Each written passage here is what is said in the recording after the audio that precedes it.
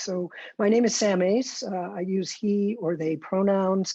I'm a light-skinned transmasculine person and wearing glasses, which I've worn since I was 3 years old. I am wearing a long-sleeved white shirt and a black cap. And behind me is, I'm in my study and there's a blackboard behind me. I'm going to open tonight with a poem from my newest book, Our Weather, Our Sea.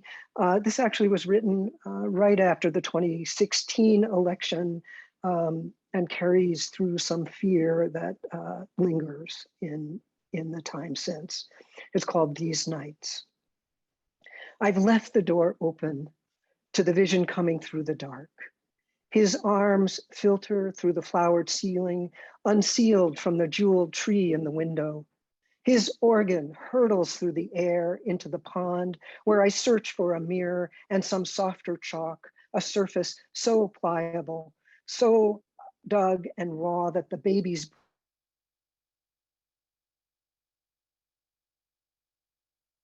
beg this my first and last day. But it's early morning in someone else's house. Out the window, a New England dawn, mist on the green and turquoise bed, the pound of feet upstairs, then a rush of cold air, a walk down the stairs, a winter relationship or a pact of privacy before the lights come on. What's left is the result of criminals. The orange, a rendering, some thready hope that the white man lost, but he did not lose. Could it not be night again? A boy, his beard, his hat, the only orange intact inside our bed. Our hold heading down as if it were a normal day, when our viewing habits were not caught public on the street. How did they know? Did I somehow tip them off? First, they took my sweater, then the card with his name. When stumbling, they marched us down the long hall building to a cell. The blood fountain, where soon I even lost the ocean smell of wind in the afterrot rushing from the open doors of trains.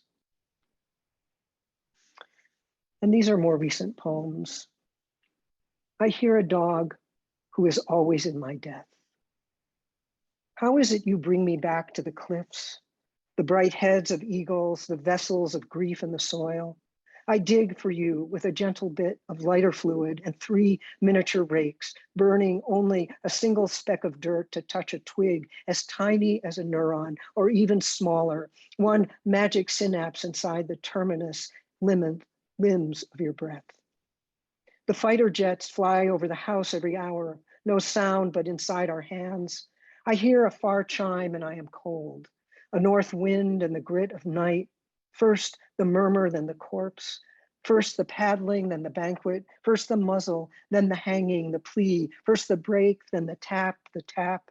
I hear your skin, the reach of your arms, the slick along your thighs, more floorboard than step. First the flannel, then the gag. First the bells, then the exhale.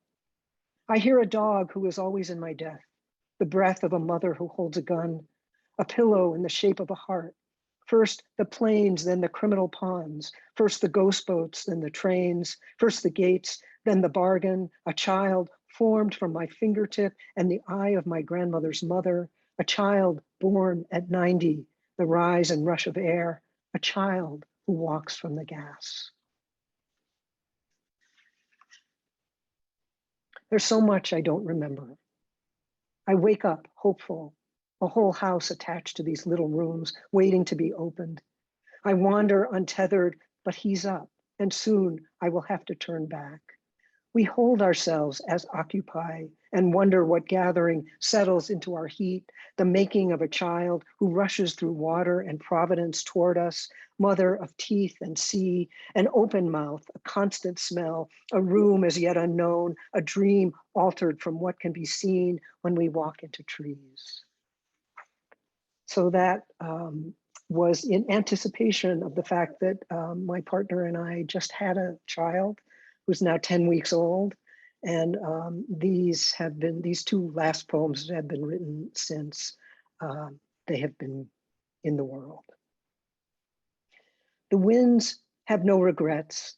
when they tear the roofs from the new houses on the west coast of Cape Breton, houses that had paid no abeyance to the Suets or the crossbeam construction of roofs that have survived for 100 or more years in the wild eruptions between Gulf and mountain, limbs startled in a moral reflex reach up hard and fast to catch the speeding air. Air, my carrier pigeon and tornado, my travel vehicle, my sentinel, no sentiment or nostalgia for the loamy earth, yet here you are, Lodestar and Gemini, with Taurus rising and a Capricorn moon, dense with the weight of liquid feldspar and obsidian. You hold me to the earth, our mutual Gemini winds blowing through the after rain, reminding us to remember the waters of our birth and the gravities of the sea. Thanks, everyone.